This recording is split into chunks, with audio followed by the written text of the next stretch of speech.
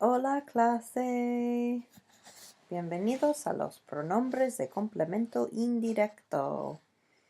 So in this screencast, we're going to talk about indirect object pronouns, and we'll often abbreviate these with the PCI. So copy down this table, and you may recognize or think that these are familiar. We have me, te, le, nos, os, les. And the function really of these pronouns is to tell us to whom or for whom is an action. So if we have a sentence like El profesor me dijo las instrucciones a mí, then we know who's doing the action, el profesor, and we know what he's doing. He's saying the instructions.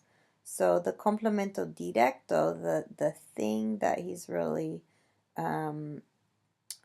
doing is with the instructions, but indirectly, who receives this action? Well, a mí, I do.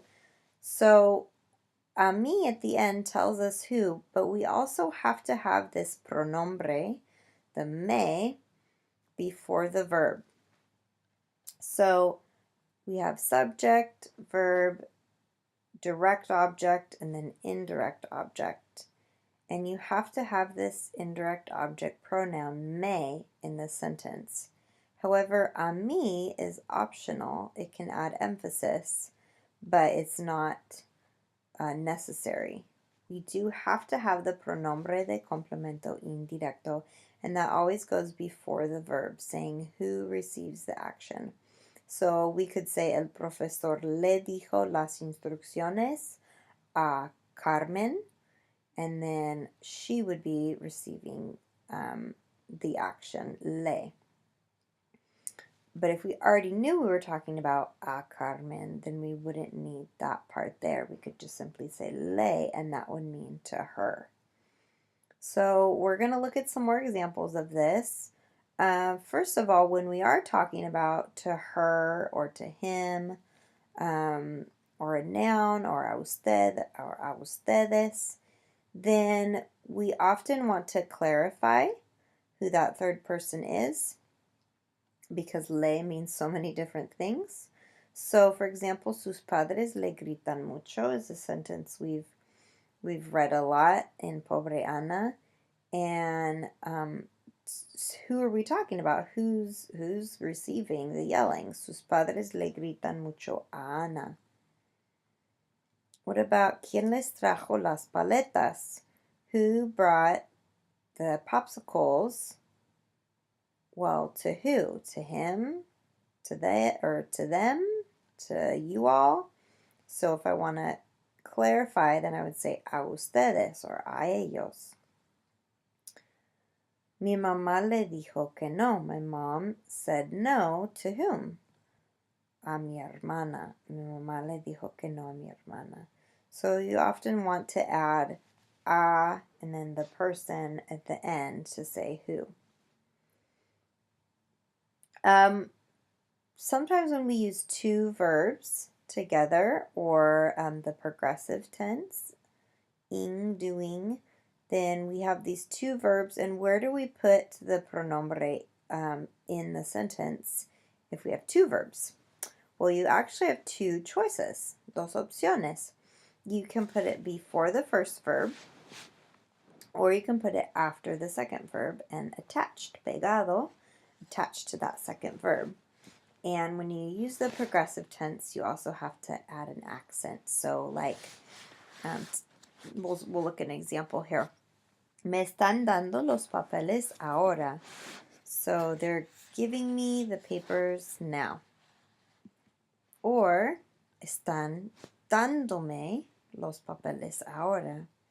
So you see, you can also attach the me to the end and add an accent mark on ando to maintain that sound of the progressive participle.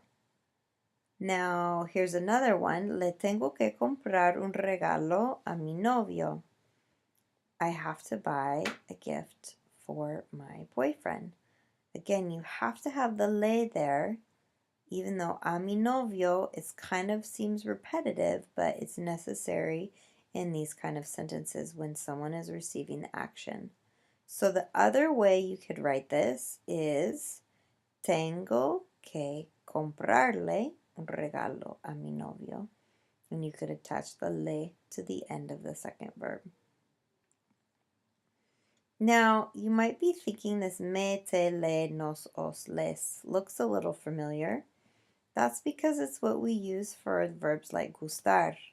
We're saying I like or I love, because it's really like saying this thing is pleasing to me, or it enchants me, or fascinates me, or hurts me for doler, me duele, te duele, le duele, or matters to me, as in the case of importar.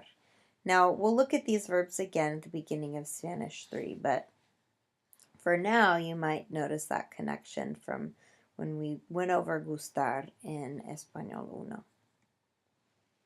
So that was to a bit of practice, and these are really best used in question-answer format to practice, but it's a little tricky sometimes because you have to think who's doing the action and who's receiving the action.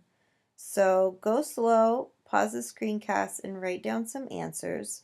You have 4 questions, and you have in parentheses the answer that you need to complete it. And just make sure that you rewrite perhaps the verb and or the pronoun to say who's receiving the action if you're answering it. So, número 1. ¿Qué le dio el médico a mi abuela? What did the doctor give to my grandma? The answer is medicine. So in a complete sentence, we would say el médico, or since we already know we're talking about him, we might not need to repeat that. Le dio la medicina. He gave her the medicine to your grandmother. But again, that would be unnecessary if we already know who we're talking about.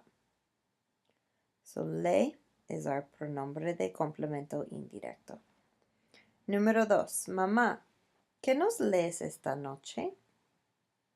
What are you reading to us tonight? Y mamá responde, if it was in ustedes, not in Spain, she would say, les leo el libro nuevo.